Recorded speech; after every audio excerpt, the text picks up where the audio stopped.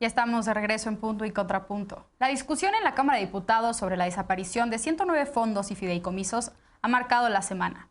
Luego de 3 intentos, Morena y sus aliados consiguieron su aprobación en lo general, pero la discusión de reserva se dejó para este miércoles.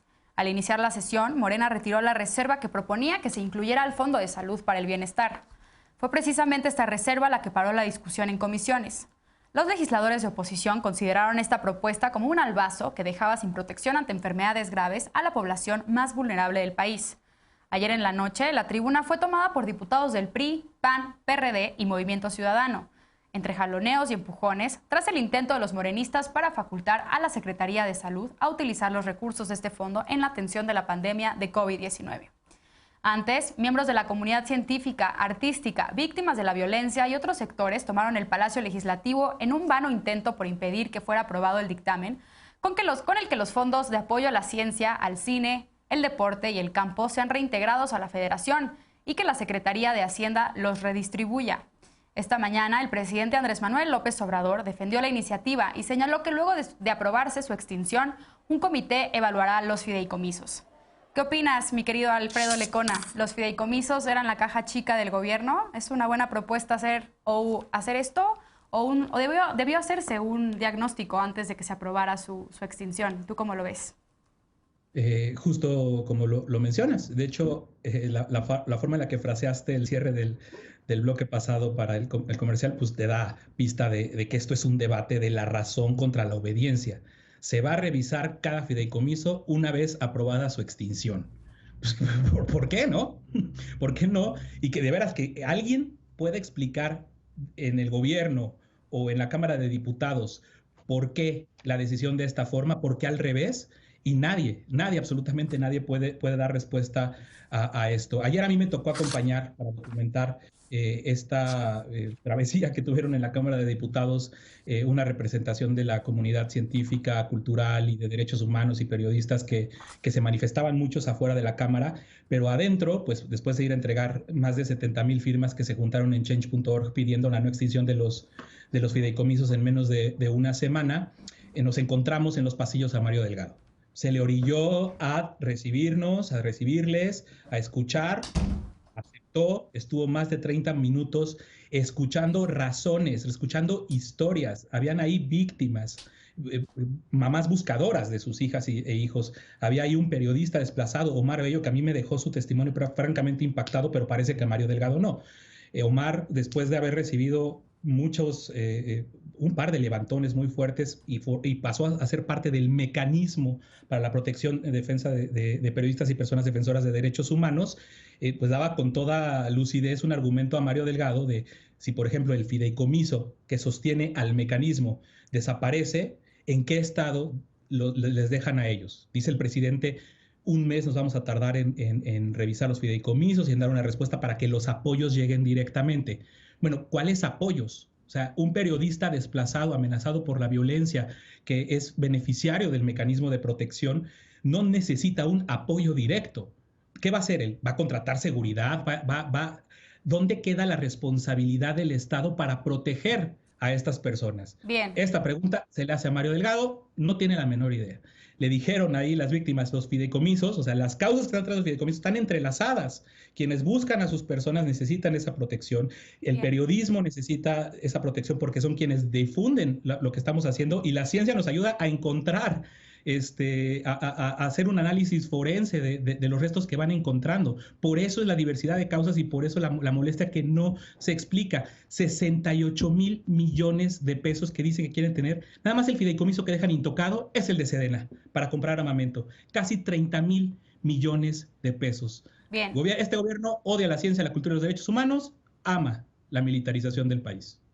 Bueno, Frida, bienvenida. Ya pudimos establecer contacto contigo. Y bueno, me gustaría conocer tu opinión respecto a esto. Alfredo ya pone sobre la mesa algunos de los argumentos más importantes. También se ha comentado mucho que uno de los objetivos de desaparecer estos fideicomisos era precisamente evitar la discrecionalidad y la opacidad a la hora de distribuir y asignar los recursos. Pero también, por otro lado, se ha comentado que precisamente al eliminar los fideicomisos y las reglas de operación bajo los cuales se manejan, pues va a haber una mayor discrecionalidad al momento de asignarlos. ¿Tú qué piensas? Mariana, pues mucho gusto estar con ustedes. De entrada hay que entender que es un fideicomiso. Un fideicomiso es una herramienta para que se logre utilizar el presupuesto, es una herramienta bancaria para que se logre utilizar el presupuesto con un objetivo claro. Y hay un debate que es falso sobre dejar de dar apoyos a la ciencia, tecnología y periodismo. Son tres sectores que van a continuar existiendo, tanto el financiamiento para el cine, para la creación cultural, para la protección a periodistas. Vaya, lo que se está eliminando no es el apoyo, ni las becas, ni la intervención directa para que las personas periodistas y para que las personas que se dedican a la tecnología de la ciencia dejen de estudiar o dejen de hacer lo que han estado haciendo. Lo que se está cuestionando es la herramienta fiduciaria y la herramienta bancaria con la que durante muchos años se han estado realizando diferentes actos de corrupción. Y no es un invento, no es algo que haya nacido de la propia Cuarta Transformación. Fundar, hace muchos años, la Organización de la Sociedad Civil ya había documentado cómo es que a través de los fideicomisos, bajo el supuesto secreto bancario, se hacía una especie de ocultamiento de los fondos y de la forma en la que se utilizaban esos recursos. La realidad es que cuando el presupuesto público se somete a un fideicomiso, ya forma parte de un contrato y dentro de ese contrato las autoridades bancarias que lo administran son las únicas que pueden acceder a reserva de las instituciones al momento de presentar cómo utilizan esos recursos. Entonces, simplemente Fundar en 2019 documentó cómo es que el 93% de los fideicomisos, que son cerca de 835,000 millones de pesos, se mantenían trabajando con reglas no claras, sin transparencia y con contratos en los que, además de todo, podemos tener ejemplos muy claros sobre cómo operaba la corrupción en otros sexenios, como simplemente la estafa maestra, que con contratos de educación y de difusión con empresas falsas, realizaron toda una serie de desvíos que fueron, además de todo, verdaderas afectaciones a los sectores. Bien. Ahora, ya para cerrar, en la Cámara de Diputados definitivamente se ha enfrentado todo un debate porque se ha manipulado todo esto para pretender decir que se está eliminando el apoyo directo. Hay fideicomisos que tendrían que ser auditados y no eliminados de tajo, como el Fonden, como los fideicomisos de apoyo al CONACYT, que son fideicomisos que habían manejado cuentas transparentes. Pero la realidad es que el 90% de fideicomisos no tenían estructura orgánica y eran simplemente elefantes blancos para ocultar y desviar recursos. E insisto, esto no es algo que diga yo o que diga la Cuarta Transformación o que digan los diputados, es algo que está documentado por Fundar e inclusive por Mexicanos contra la Corrupción y la Impunidad, que es una de las organizaciones que más cita nuestro querido Lecona. Bien. Lisa, pues bueno, ahí está el contrapunto de Frida. Y bueno, la legisladora Marta Tagle ha señalado, ahorita voy contigo, Alfredo, nada más déjame terminar que los demás participen. La legisladora Marta Tagle ha dicho que incluso hay algunos fideicomisos de los que no se habla y no se han tocado, entonces como uno para Sedena, para equipo militar. No sé qué opinión te merezca esto y qué implicaciones encuentra sin duda en esta reforma. Y el otro es para aduanas, ¿no? Que precisamente hablábamos el programa pasado, que son los fideicomisos que más señalamientos tienen por la Auditoría Superior de la Federación, uno precisamente de CEMAR, que afortunadamente entró en la lista de tajo del presidente, pero el de Sedena y el de aduanas no. Yo no me voy a tomar mucho tiempo de este bloque porque todo lo que tenía que decir yo sobre fideicomisos ya lo dije, pero simple y sencillamente dos puntualizaciones. La primera es que Fundar justo sacó un comunicado en el que explicita que la manera en la que la exposición de motivos de la propia iniciativa y la manera en la que se ha utilizado su diagnóstico en el debate público que defiende la extinción de tajo de todos los fideicomisos no es lo que Fundar dijo. Fundar básicamente propuso una serie de recomendaciones de mejora de la transparencia y una agenda proactiva de transparencia en el marco de las cumbres de gobierno abierto, en donde lo que decía es que si en algo fallaban los fideicomisos, es que cuando tenían dinero público, las dependencias que asignaban dinero público a esos fideicomisos se negaban siempre a seguir las reglas y las obligaciones de transparencia que por ser sujetos obligados de la ley de transparencia, pues tenían que cumplir. Y segunda cosa, bueno, pues Frida ahí mencionaba el tema del secreto fiduciario. El secreto fiduciario ya no existe en los fideicomisos desde que pasó la regulación completa de los fideicomisos. Entonces, bueno, simple y sencillamente decir, se malinterpreta de manera, creo que además bastante dolosa, la información que Fundar ha dado. Yo los invitaría a ver el pronunciamiento de la propia organización para que no nos crean a los que estamos en esta mesa nada más. Y segunda cosa, bueno, se hacía en redes sociales un recuento de cuáles habían sido las instituciones, las personas morales que habían hecho pronunciamientos en contra de la extinción de los fideicomisos, y a mí me llamó mucho la atención que entre ellos pues se encuentran las propias dependencias de gobierno, ¿no? La Segov emitió un comunicado en donde exhortaba efectivamente a los diputados a no incluir la extinción del fideicomiso de atención a víctimas y de defensa de periodistas y de defensores de derechos humanos, por ejemplo, porque ahora son ellos los que se van a quedar con ese paquete, con su propio presupuesto, y adentro de eso están todos los colegios de ciencias de la UNAM, adentro de eso está el mismo Consejo Consultivo de la propia CEAP, que se va a quedar sin dinero para el apoyo a víctimas. Entonces creo que lo que es lamentable es precisamente que se vaya a hacer el diagnóstico una vez ahogado el niño y tapado el pozo. Bien. Eder, adelante. Sí, se comparte el diagnóstico con Fundar, pero no la solución, ¿no? Creo que ahí hay una postura muy clara. Yo he estado analizando mucho esta situación y algunas otras que han pasado en el contexto de la Cuarta Transformación, y creo que hay un error nuestro de la Cuarta Transformación. Es evidente que la oposición política, los partidos políticos y sus aliados en la sociedad civil organizada,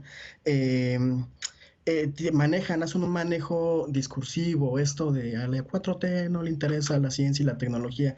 El debate no tendría que ser ahí, no es con ellos. El debate tendría que ser debate, pero sobre todo un diálogo constructivo y pedagógico mutuamente. Tendría que ser con la población que podría ser beneficiada o afectada por estas medidas de la Cuarta Transformación. Y creo que ahí estamos cometiendo un error.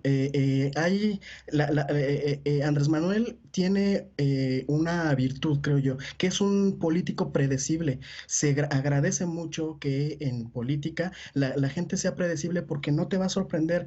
Desde que era jefe de gobierno, él tenía una posición muy clara en contra de los fideicomisos, porque son cajas chicas en muchos casos de algunos actores políticos, pero también porque parten de un paradigma neoliberal de que el Estado no es capaz de solucionar y garantizar los derechos de sectores de la población por una naturaleza corrupta del Estado. Eso dicen los neoliberales. Bueno, ahí hay un diagnóstico, hay una postura política de Andrés Manuel López Obrador. Si desde el principio teníamos clara esta postura y esta propuesta, tuvimos un montón de tiempo para hacer un diálogo con esta población, con este sector, que tampoco es toda la comunidad académica, científica, deportista, etcétera, pero sí con este sector que es muy importante y que no se ha hecho ese diálogo para llegar a consensos. La pregunta yo creo que se tendría que responder es: ¿el mecanismo de los fideicomisos es el único para poder garantizar que se resuelvan estas problemáticas? ¿Es la única forma posible? Nosotros en la Cuarta Transformación creemos que no, pero entonces el diálogo tendría que ser cómo sí podemos garantizar la protección de los derechos de estas comunidades que son muy importantes para el país. De eso a estos gritos de que no nos importa la ciencia y la tecnología, hay un exceso que pues tampoco va por ahí. Defender a patadas y gritos la postura de la oposición también es un error. Bien. Alfredo, querías decir algo, y también Frida levantó la mano, después le damos la palabra. Parto de lo último que acaba de decir Eder, porque las personas interesadas y afectadas directamente son las que han estado movilizadas. El grupo que ayer estuvo con Delgado sí, pues no van a estar todos en la Cámara de Diputados, ¿verdad? Las personas que han ido a exponerle razones y preguntas. O sea, lo que hay aquí son preguntas que no pueden responder ni Eder, ni Frida, ni va a poder responder nadie.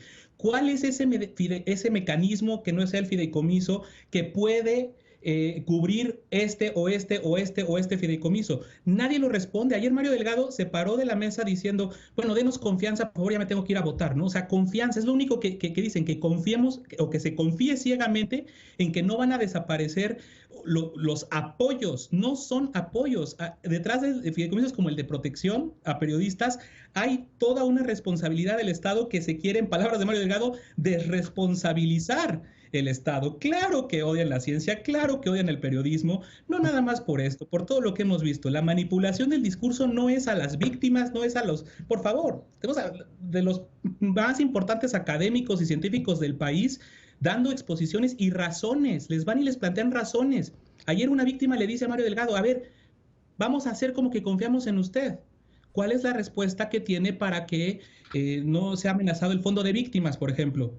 No tienen respuestas. Es una confianza ciega de un diálogo que sí se dio en su momento, hubo un parlamento abierto y avasalladoramente los argumentos fueron en contra de la extinción de los fideicomisos. No hay Congreso que pueda procesar en parlamento abierto escuchando a los actores. Ya se hizo porque traen una línea. Ayer le pusieron ese cartelito a Mario Delgado todo el tiempo que estuvimos ahí. Por favor, no a la obediencia, sí a la razón. No hay razones aquí en este debate. Frida, finalmente. Algo que es bien importante tomar en cuenta es que el presupuesto es anual. El presupuesto aprobado para toda la cobertura de 2020, para la protección tanto de periodistas, de CONACYT, de todos los colegios de ciencias, tanto de la UNAM, del Politécnico, todos los que estuvieron involucrados, tienen un presupuesto asegurado durante todo el 2020 y para eso ya se está desarrollando un presupuesto 2021. Número uno, es falso que con la extinción de fideicomisos todos vayan a quedarse en el aire. Eso no es ni siquiera legal porque es un recurso que ya está etiquetado, ya está asignado y ya está programado. Entonces, ninguna persona se va a quedar en afectación por la extinción de estos fideicomisos. La extinción de fideicomisos aplicaría para el presupuesto 2021, que es el próximo año. Entonces, en ese sentido, nuestra atención tendría que estar enfocada en cómo es que desde la construcción del presupuesto 2021 se está atendiendo a los sectores y en dónde está quedando el dinero direccionado para ciencia, arte, tecnología,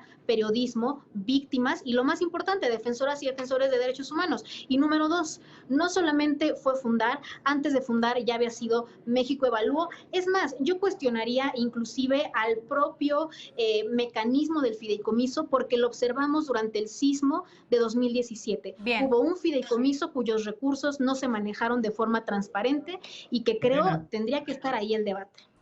Bueno, se terminó el tiempo para este bloque. Alfredo, si quieres, regresando del corte, te doy la palabra para que comiences, porque tenemos que hacer una pausa. La Secretaría de Salud hizo un cambio en la metodología de registro de contagios de COVID-19 para incorporar los casos que presentaron síntomas, pero no prueba clínica. ¿Cuál es la consecuencia específica de este cambio? Volvemos con esto a Punto y Contrapunto, no te vayas.